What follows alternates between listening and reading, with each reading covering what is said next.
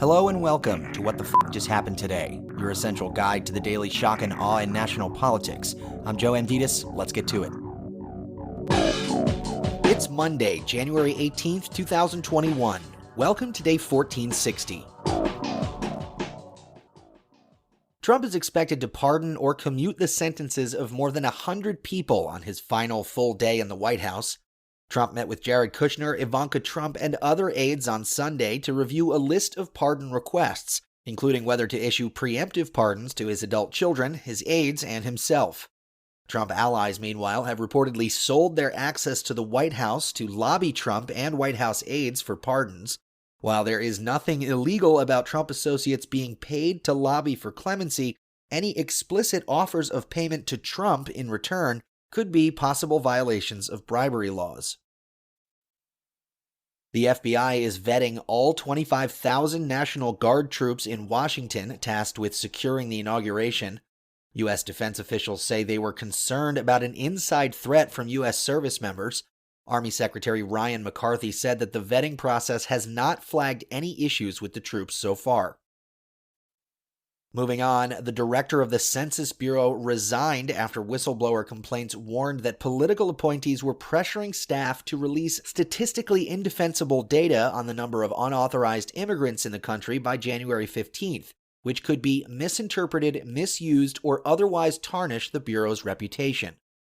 Stephen Dillingham's term was scheduled to expire on December 31st, 2021. Trump appointed Dillingham to lead the agency in 2019 as the Trump administration pushed to add a question about citizenship to the 2020 census, which was ultimately blocked by the Supreme Court. Meanwhile, the National Security Agency moved to install a former GOP political operative and White House official as its general counsel. Under pressure from the White House, Defense Secretary Christopher Miller ordered NSA Director General Paul Nakasone to replace Michael Ellis in the role. Nakasone was reportedly not in favor of Ellis's selection and tried to delay his installation.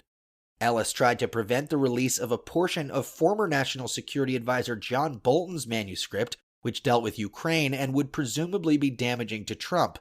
The Pentagon plans to swear in Ellis on Tuesday. Moving on, at least 5 anti-vaccine organizations received more than $850,000 in loans from the federal Paycheck Protection Program. The groups all oppose or question the safety of vaccinations and are known to spread misleading information about the coronavirus, raising questions about why the Trump administration approved loans to groups that actively opposed its own public health agenda. And finally, by the time you're hearing this, the number of coronavirus deaths in the United States will have surpassed 400,000 people, and more than 2 million people worldwide will have been killed by the virus. The U.S. confirmed its first case of the virus in Seattle on January 21st, 2020.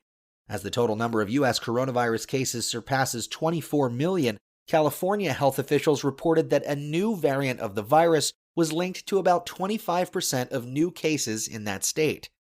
The new variant, known as L452R, is distinct from the highly contagious British mutation known as B117, which has also been found in California. And in the polls, USA Today says 56% of Americans believe there will be more violence at the inauguration. 70% say America's democracy is weaker, not stronger than it was 4 years ago. NBC News says 43% of voters give Trump a positive job approval rating, down from 45% before the November election and 44% shortly after he took office in 2017. And the Washington Post says 67% of Americans approve of Biden's handling of the presidential transition. In 2017, 40% of Americans approved of Trump's handling of the transition. That's all for now. You can find the links and sources for all of these stories on the main website. And as always, visit whatthefjusthappenedtoday.com for the latest news and headlines. Until next time, I'm Joe Amditis.